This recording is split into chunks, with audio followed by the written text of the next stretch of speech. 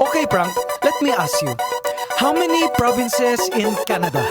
10? Okay, how many provinces in China? 23. How many provinces in the Philippines? I don't know.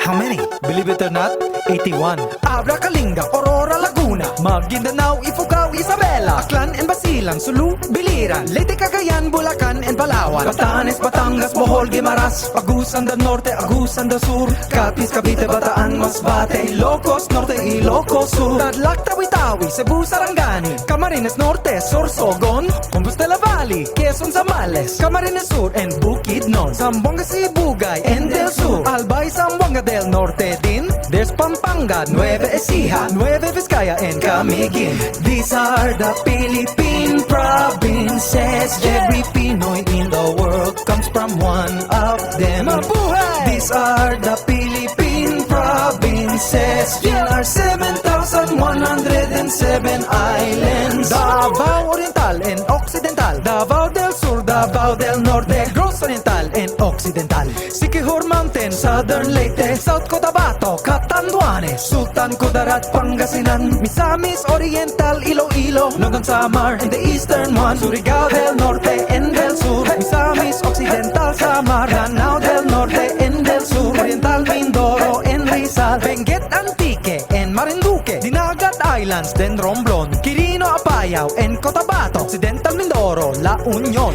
These are the Philippine provinces. Every Pinoy in the world comes from one of them. Mabuhay! These are the Philippine provinces. There are 7,107 islands. But Mikey, wait! What about Elder Nation?